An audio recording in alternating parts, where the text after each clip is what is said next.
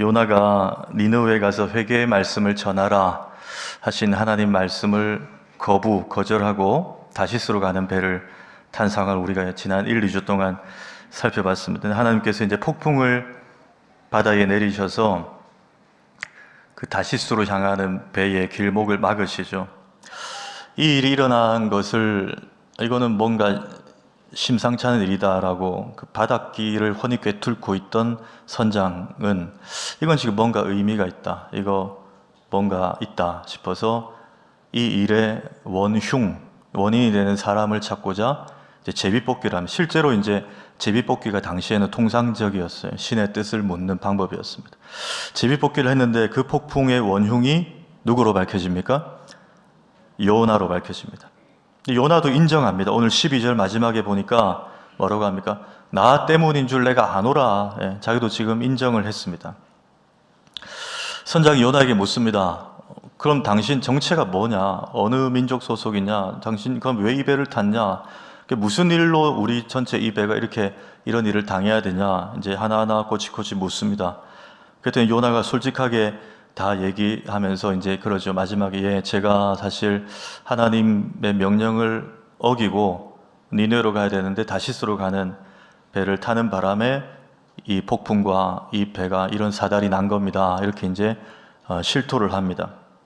자, 그렇다면 오늘 제가 이제 이 폭풍의 원흉이라고 제목을 잡았는데, 이 폭풍의 원흉은 요나로 밝혀졌습니다. 그럼 이 요나를 통해서 이런 사달이 일어난, 물론 하나님께서 하신 일이지만 이 일이 일어난 그 원인을 찾아보고 우리에게 주시는 교훈을 두 가지만 생각해 보겠습니다. 첫째는 하나님께 버티지 말라는 것입니다. 이게 표현이 좀 그렇지만 그냥 솔직하게 하나님께 버티지 말라. 다른 말로 하면 요나는 하나님께 지금 버텼다는 거예요. 나름대로 버텼다는 것이죠. 그걸 발견할 수 있습니다. 자, 요나가 우리가 이제 첫째 주 또 두 번째 주 수요를 살펴봤지만, 요나는 자신이 하나님 말씀을 못 들은 척하고 하나님의 얼굴을 피해서 다시스로 가는 배를 타서 이렇게 가면 하나님이 자신을 포기할 줄 알았던 것 같아요. 얘는 안 되겠다, 다른 선지자 써야 되겠다. 하나님이 포기하실 거라 생각했던 것 같아요. 하나님이 생각을 바꾸시겠지. 자기가 이렇게 때를 부리면.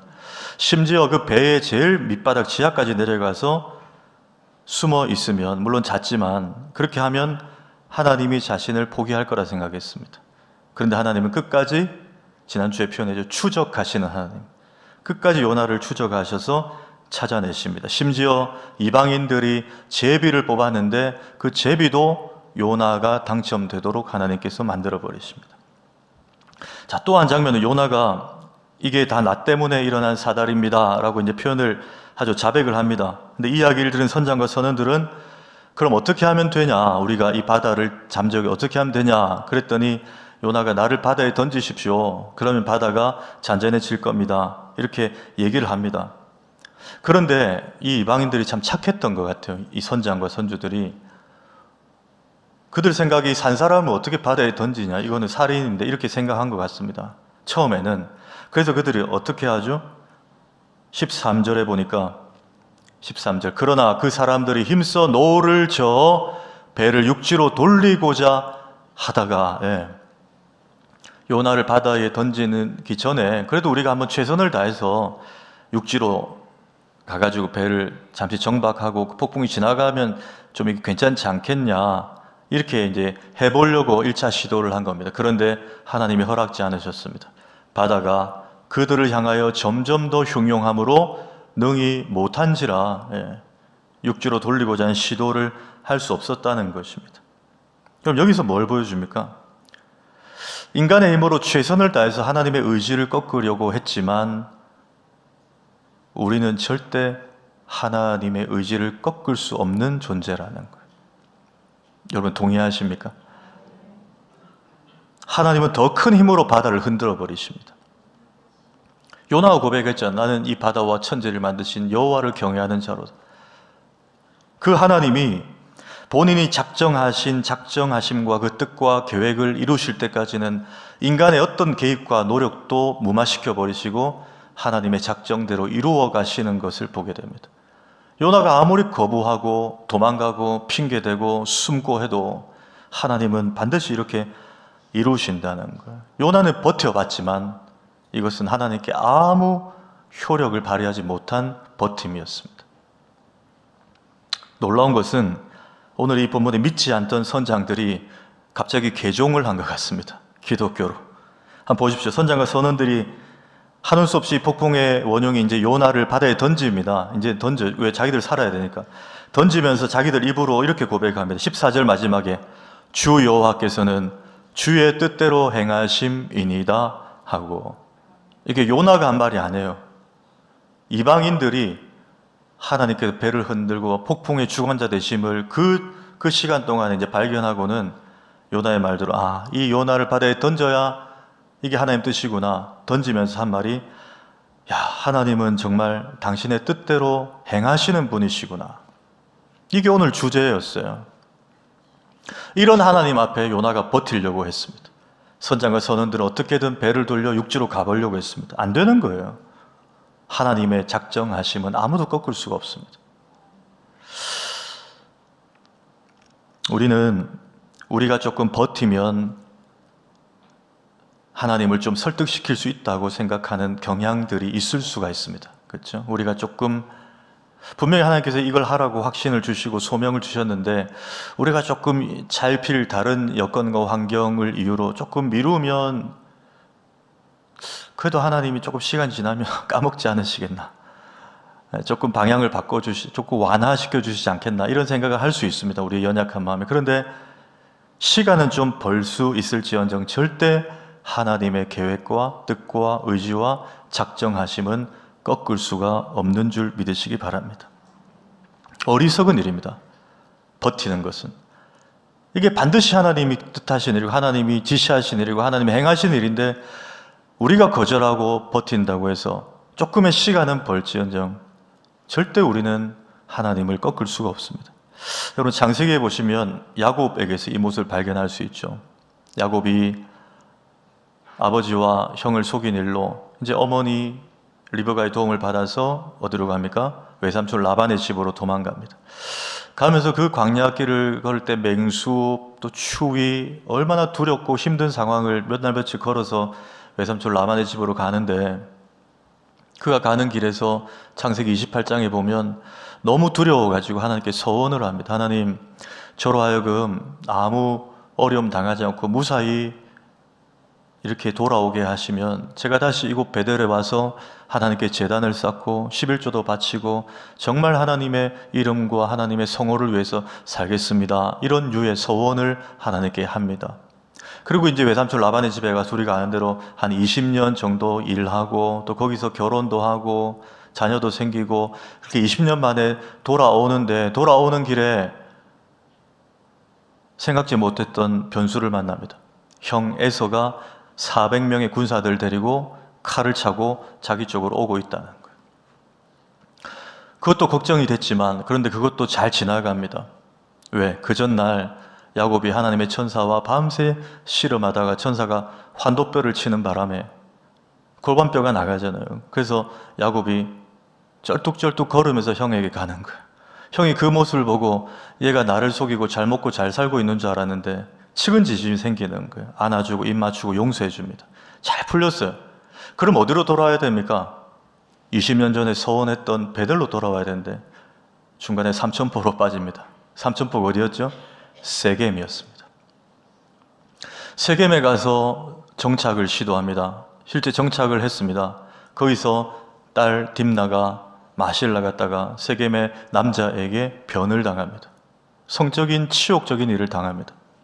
그 일로 시므온과 레위가 욱해가지고 그들에게 할례만 하면 우리 동생을 주겠다 거짓말해놓고 할례 받은 후에 3일째 된 날 제일 고통스러울 때 칼을 차고 급습해서 세겜의 남자들을 거의 다 얼반 죽여버립니다. 야곱이 그 소식을 듣고 겁이 나요. 왜? 이 세겜이 만만한 족속이 아니거든요. 주변에 우방 혈통들이 있습니다. 그러니까 이들이 다시 힘을 합세해서 보복을 하면 어떡하는 두려움이 생기는 거예요. 그때 야곱이 하나님, 이를 어떻게 하면 됩니까? 창세기 34장에서 35장 넘어갈 때 야곱의 고민과 고뇌가 있습니다. 이때 하나님 뭐라고 하시죠? 일어나 베델로 올라가라 하십니다. 결국은 베델로 갔었으면 이런 일이 안 일어났어요. 하나님과 자기가 약속했던, 또 하나님의 뜻이었던 베델로 갔었으면 돼요. 그런데 형도 용서했고 식솔들도 생기고 이 땅도 좀 살만하네 싶어서 자기 욕구대로 그렇게 한번 해보려 하다가 결국 매 맞고 돌아온 겁니다. 매 맞고. 예전에 제가 부목사 때 우리 교회에서 이제 학습 세례 받는 분들 한 달 전에 사주 교육하지 않습니까? 그때 이제 학습 받는 분으로 기억하는데 초신자였어요. 제가 이제 공부를 4주 동안 하는데 그분이 저한테 이런 질문을 한 적이 있습니다. 목사님, 성경에 보면, 이분이 이제 성경을 조금 아시는 분이에요. 성경에 보면 예수님 십자가에서 한 강도가 마지막에 죽기 전에 이제 회개하고 그래서 천국 간 이야기가 있는데, 그렇게 따지면 우리가 이렇게 일찍이 예수 믿어야 될 이유가 있냐? 이 말 이해되십니까? 이렇게 일찍 그냥 조금 편하게 자유분방하게 지나다가 마지막에 그냥 뭐 노년의 때 그냥 이렇게 믿으면 되지 않냐, 이런 말씀을 하셨어요.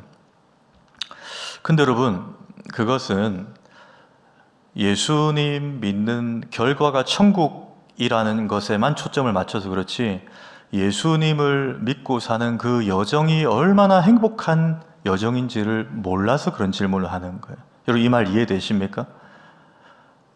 예수님을 우리가 일찍 믿고 신앙 안에서 자라고 늘 주님을 예배하고 주님과 교제하고 주님을 알아가는 기쁨이 세상에서 자유분방하게 사는 기쁨보다 못하다고 생각하고 그게 속박하는 거라고 생각해서 그렇지, 여러분, 예수님을 일찍 믿고 예수님과 동행하고 예수님과 사는 삶이 얼마나 기쁨인지 그걸 모르니까 그냥 편하게 살다가 마지막에 예수 믿고 막차 타고 천국 가면 되지 않냐, 이런 식으로 생각하는 거예요.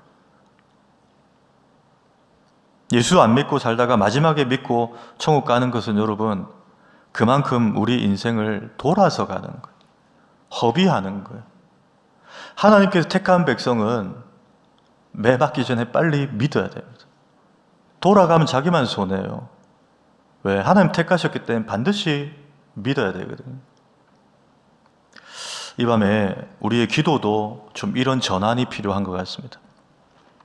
여러분, 기도는 나의 뜻이 이루어지도록 하나님을 설득하는 시간이 아닙니다. 그렇죠?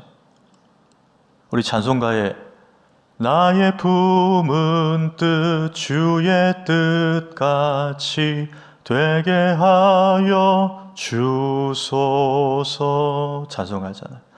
근데 여러분, 이 가사를 한번 곱씹어 보십시오. 우리 거꾸로 할 때가 많잖아요. 주의 품은 뜻이 그럴지라도 내 뜻대로 좀 해달라고. 우리가 이런 차원의 기도를 할 때가 적지 않다는 거예요.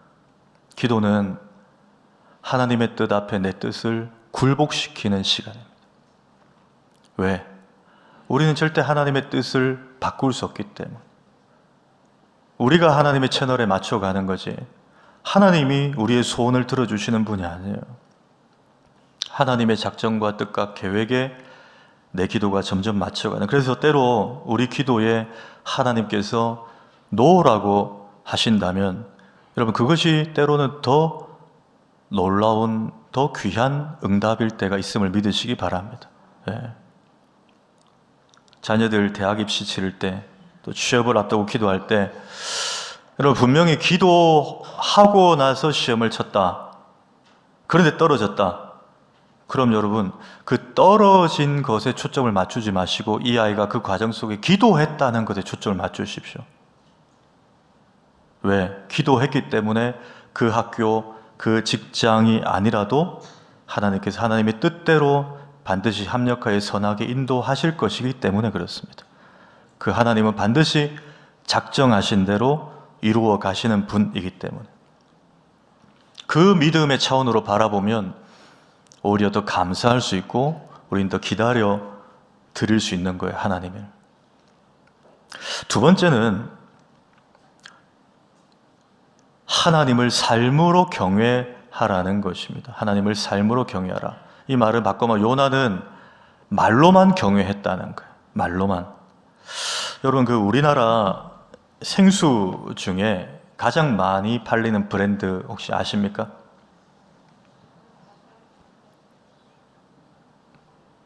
방언이 들리네요. 아세요? 예, 삼다수입니다. 삼다수. 삼다수인데 지금 이제 제주도가, 제가 이렇게 유튜브 뉴스를 보니까 제주도가 이 지금 삼다수 이 생수의 큰 위기가, 물량이 지금 모자랄 판이 됐다. 저런 기사, 사람 한 명 때문에 물 부족 걱정하는 제주, 이렇게 떴어요. 알고 봤더니 원래 삼다수 광고 모델이 가수 아이유였습니다. 아이유 아시죠? 아이유였는데 이번에 모델이 바뀌었대요. 누구로 바뀌었냐? 임영웅으로 바뀌었대요. 요때 안 웃으시면 늘 말씀과 기도만 하시는 분이에요. 임영웅 여러분 아시죠? 임영웅 때문에 지금 이제 이게 뭐 웃자고 하는 얘기겠죠. 임영웅 때문에 팬덤이 엄청나기 때문에 제주 삼다수를 지금 사재기를 하고 있다. 임영웅이 광고 모델로 바뀌면서 제주도에 지금 생수 위기가 올 것이다. 뭐 이런 얘기였습니다. 우리 성도님들은 가요에 관심이 없으시고 늘상 집에서나 차에서나 박현명 목사의 파송 찬양만 들으셔서 그 임영웅의 파워를 잘 모르시는 것 같은데, 임영웅 씨 인기는 많은 그 지금 대중문화 전문가들이 하는 말이 당대의 조용필, 나훈아를 뛰어넘는데, 지금 비교를 해봐도 그 티켓 파워가 얼마나 그 콘서트 예매하는 게 어려운지 본인이 한번, 임영웅 씨 본인이 딱 콘서트 티켓 예매 시간에 대해서 한번 시작해봤는데 자기도 못하더래요. 자기도. 예. 그 정도로 순식간에 매진이 되는 거예요. 지금 이게 임영웅 씨의 인기입니다. 그만큼 뭐 저를 아까 제주 삼다수 얘기는 뭐 진위 여부는 그냥 여러분 알아서 판단하십시오. 근데 임영웅 씨 한 사람의 파급력이 대단하다는, 그걸 이제 얘기하는 거예요. 여러분, 하나님 나라도 그렇습니다. 우리 하나님 나라의 시작점이 결국 한 사람의 문제였어요. 더 구체적으로 말하면 한 사람의 불순종 때문입니다. 누구죠? 아담입니다. 아담. 로마서에 보면 아담 한 사람의 불순종으로 말미암아 이 땅에 죄가 들어왔다. 우리 그걸 원죄라 그러죠. 사실 아담 입장에서는 굉장히 억울할 수 있습니다. 왜? 하나님이 자기에게 준 이 여자 때문에 자기가 먹었다고 이렇게 얘기하거든요. 억울해가지고. 하나님이 자기에게 준 하와, 이 여자가 나를 설득해서 먹으라고 해서 제가 먹었습니다. 하와 입장에서 할 말이 있어요. 하와는 이 뱀이 저를 꼬드겨서 제가 먹었습니다. 물론 하나님께서 창세기 15장에 3장 15장에 원시복음으로 뱀의 머리를 뱀을 저주하시지만 하나님은 그 일의 책임을 누구에게 물으시느냐? 아담에게 물으십니다. 여러분, 하와도 지분이 있지 않습니까? 근데 왜 아담에게 물으시죠? 남자라서요? 아니에요. 하나님이 너는 동산 모든 나무의 실과를 먹되 단 중앙에 있는 이 선악과만은 먹지 말라는 말씀을 하와가 나기도 전에 아담에게 하셨습니다. 다시 말하면 말씀 받은 자의 책임을 물으시는 거예요. 먼저 말씀을 받은 사람이 누구냐는 거예요. 말씀을 받은 사람의 영향력이 얼마나 크냐를 지금 보여주는 거예요. 그래서 아담에게 책임을 물으시는 거예요. 여러분, 우리도 마찬가지입니다. 먼저 말씀을 받은 기신자들의 책무가 이리도 무겁다는 거예요. 우리가 교회를 수십 년 다녔다, 뭐 한 번씩 보면 얘기할 때면 내가 이 교회를 뭐 몇십 년 다니고 이런 말을 하는 분들이 있는데, 그 감사한 일인데 자랑한 일은 아니죠. 예. 그럼 뭐 몇십 년 다녔는데 어쩌라고요? 어쩔 TV. 예. 뭐 마른 새 가족이 뭐 VIP 하면서 왜 자기가 교회 오래 다닌 걸 자랑하죠? 예. 그건 아무 의미 없는 거예요. 그냥 감사하면 되는 거예요. 자기 혼자 감사하면 되는 거예요. 오히려 내가 이렇게 교회를 오래 다니고 말씀을 많이 받았는데, 먼저 받았는데 내가 이것밖에 살아내지 못하는 것에 대한 거룩한 부담감이 있어야 됩니다. 진짜 성숙한 성도라면. 하나님 우리 먼저 믿은 분들에게 먼저 복음을 주셨고 말씀을 주셨어요. 거기에 대한 복음과 말씀에 합당한 삶이라는 책무가 따라야 되는 거예요. 그게 한 사람의 영향력으로 공동체에 나타나는 것입니다. 근데 이 배라는 공동체 안에 요나는 악한 영향력이었어요.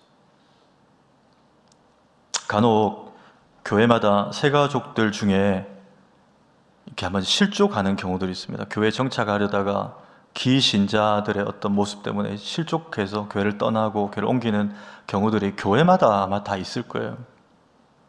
기관과 부서에서 상처받고 또 시험에 드는 경우입니다. 그럼 우리는 이렇게 너무 쉽게 권면합니다. 그분에게, 성도님, 사람 보지 마세요. 하나님만 바라보세요. 여러분 이런 말씀 해보신 적 다 있죠? 그 누구한테 배웠습니까? 누군가 다 그 말 쓰잖아요. 그 틀린 말은 아니에요. 근데 여러분 반은 맞고 반은 틀린 말입니다. 그게 누구에게 하느냐에 따라 달라져요. 무슨 말이냐? 여러분 솔직히 새 가족들이 교회에 와서 처음부터 하나님을 바라보는 것은 쉽지 않습니다. 그들은 하나님을 보지 못해요. 믿음의 눈으로. 여러분 입장 바꾸고 생각해 보십시오. 이제 교회 온 지 한 달, 두 달, 1년 됐는데 사람 보지 말고 하나님만 보라고요? 너무 심한 거 아닙니까? 무슨 말이냐? 그분들은 하나님을 어떻게 만나는지 아세요? 먼저 믿은 우리의 표정과 우리의 언행과 우리의 선행과 우리의 신앙과 우리가 하나님을 경외하는 모습을 보고 하나님을 만난다는 거예요. 근데 우리 너무 무책임하게 그들에게 말합니다. 사람 보지 마세요. 하나님만 보라고. 보여야 말이죠, 그분들이. 야, 저 목사님, 저 장로님, 저 권사님, 저 집사님 보니까 진짜 하나님 살아계신 것 같다고. 그게 여러분 그분들이 하나님을 만나는 방법이에요. 제가 무슨 말씀 드리냐면 그만큼 우리 먼저 믿은 한 사람 한 사람의 영향력이 중요하다는 것입니다. 자, 오늘 요나를 다시 보십시오. 1절 한번 보십시오. 1절에 요나서 이렇게 시작했죠. 여호와의 말씀이 아미떼의 아들 요나에게 임하니라. 요나는 그 누구보다도 하나님의 말씀을 먼저 받은 사람이에요. 아담과 같은 인물이에요. 지금 우리 교회로 치면 신앙의 연륜과 이력이 그 누구 못지않게 많이 축적되어 있는 분, 기신자요, 중직자입니다. 하나님의 말씀이 임한 사람, 말씀을 받은 사람이에요. 자, 그가 탄 배가 폭풍을 만나 선장이 제비뽑기를 통해 요나가 당첨됐습니다. 폭풍의 원흉이 요나임이 드러났어요. 그런데 자기가 뭐라고 자기를 소개합니까? 9절 한번 보십시오. 한번 읽습니다. 시작. 그가 대답하되 나는 히브리 사람이요 바다와 육지를 지으신 하늘의 하나님 여호와를 경외하는 자로라 하고. 여러분 여기서 소름이 끼치지 않습니까? 완전 표리부동한 사람, 이율배반적인 사람. 여러분 하나님을 경외하는 자라고요? 자기가 지금 이렇게 말할 수 있습니까? 어떻게 하나님을 경외하는 사람이 하나님의 말씀을 받고 니느웨로 가라고 했는데 다시스로 갈 수 있죠? 이건 하나님을 경외하지 않는 거예요. 모순입니다. 말로만 경외한 거예요. 전혀 삶으로 하나님을 경외하는 한 사람이 아니었습니다. 여러분, 하나님을 진짜 경외하면 하나님의 말씀을 두려워합니다. 우리가 하나님을 경외한다 그러면 어떤 느낌을 생각해요. 하나님 뭐 이미지, 그래서 내가 죄 안 지어야지, 이런 게 아니고 여러분, 하나님을 경외한다는 것은 그분의 실체, 지금 복음시대의 그분의 실체는 성경입니다. 66권에 기록된 말씀을 경외하는 거예요. 야, 내가 이 말씀대로 안 살면 나는 죽을 것 같이 두렵다는 그 두려움. 어떻게 말씀대로 내가 안 할 수 있냐는, 그게 여러분 경외하는 거예요. 그냥 느낌이 아니고. 여러분 우리 안에 이 하나님 경외함이 회복되기를 축복합니다. 하나님 말씀을 경외하는 것. 이 말씀을 받은 요나가 자기 마음대로 반대 방향으로 가놓고 이제서야 자기는 하나님을 경외하는 자라고요. 그런 의미에서 저는 우리 부모님들과 또 우리 교사 선생님들, 부모 세대들의 책임이 굉장히 크다고 생각합니다. 우리 자녀들은요, 부모님과 교사들이 하나님을 얼마나 경외하는지를 부모님과 교사들의 등을 보고 배웁니다. 부모님과 교사들의 입을 보고 배웁니다. 먼저 말씀 받은 우리 부모님들, 우리 어른들, 우리 선생님들이 정말 자녀들 앞에서 더더욱 하나님을 경외해야죠. 우리 아버지 어머니는 이 말씀에는 그냥 얄짤 없구나. 이 말씀엔 완전 벌벌 떠는구나. 특히 여러분, 자녀들 앞에서 하나님을 경외하여 말씀하셔야 됩니다. 혹 그런 분 안 계시겠죠? 어린 아이들과 자녀들과 식사하는데 교회 욕을 한다든지 다른 사람 비방을 한다든지 자녀들 앞에서 스스로 침을 뱉는 거예요. 자기가 다니는 교회 자기가 욕을 하면 그럼 그 무슨 꼴입니까, 여러분? 그 자녀들이 뭘 듣겠냐고. 우리 교회는 욕 듣는 교회구나. 나는 그런 자랑스러운 교회 다니고 있구나. 그게 무슨 교육이 되겠습니까? 이 얘기하고 마치겠습니다. 한 목사님 가정이 있었습니다. 예배를 마치고, 주일 예배 마치고 이제 집에 가는 차에 목사님이 운전을 하고 어린 초등학생 아들이 앉아있고 사모님 옆에 앉아있어요. 사모님이 목사님에게 한마디 했습니다. 여보, 근데 오늘 설교를 왜 이렇게 길게 했어요? 조는 사람이 평소보다 더 많더만. 목사님이 그래도 일주일 사력을 다해 설교 준비했는데 그 말 들으니까 좀 마음이 상하고 화가 났어요. 잠시 후에 집에 가서 목사님 기분이 상해서 저녁도 안 먹고 서재로 그냥 들어갔습니다. 어린 아들이 아빠에게 같이 놀아달라고 서재로 들어갔습니다. 그러자 아빠 목사님이 말합니다. 아빠 지금 설교 준비해야 되니까 나가서 엄마하고 놀아. 그랬더니 아들이 시무룩해져서 나가며 한마디 합니다. 설교도 못하면서.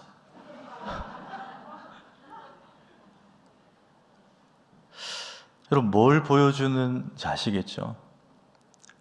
자녀들이 그걸 본다는 거예요. 우리가 성경을 들고 다니는 걸 보지 않습니다. 우리의 삶을 보는 거예요. 삶으로 하나님을 경외하는지를 본다는 거예요. 오늘 두 가지 말씀을 나눴습니다. 첫째, 하나님은 자신의 뜻과 계획과 작정하심을 반드시 행하십니다. 그러니 하나님 앞에 우리가 버티지 말아야 됩니다. 온전히 순복해야 됩니다. 두 번째, 하나님을 말로만 내가 교회 다닙니다, 말로만 경외합니다가 아니고 진짜 삶으로, 우리의 언어로, 우리의 손과 발로 하나님을 경외하는 것입니다. 여러분, 이 말씀을 붙들고 한 주간도 정말 말씀을 경외하고 그 말씀의 능력에 힘입어서 우리가 이끌려 살아내는 그런 귀한 한 주간 되기를 주의 이름으로 축복합니다. 우리 함께 찬양하고 기도하겠습니다.